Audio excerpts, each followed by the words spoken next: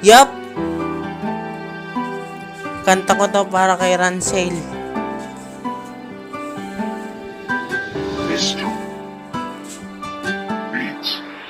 Sobrang paghanga ko sa'yo, kaya gumawa ako ng kanta para ipahayag ang paghanga na aking puso't nadarama.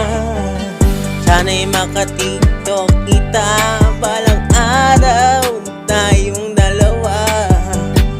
Sa isip at puso kung to, suportahan natin hanggang dulo. Ito po si Rancel, maraming salamat sa'yo dahil binigyan mong kulay itong mundo kong ito. Simula na nakilala ka, nagbago na ako.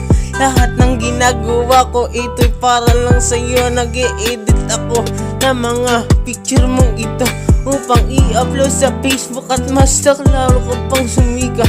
Kaya naman salamat sa iyo, kahit hindi mo napapansin ang tulad ko. Salamat sa mga repost mo sa aking edit, kaya laging nabibili na balang araw mapansin mo rin ang tulad ko. 2020 nung nag-umpisa ka ng TikTok, kaya salamat. Ngayon 6 million na ang followers mo, kaya maraming salamat sa iyo.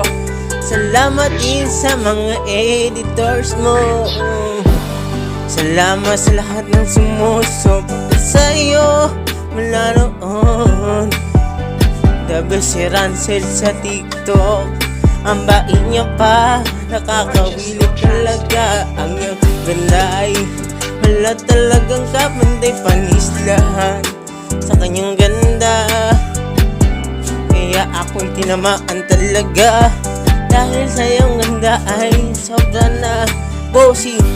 Kahit hindi mo man napapansin ang aking chat doon sa comment section, mga live mo gabi-gabi inaabangan ko. Pag wala kang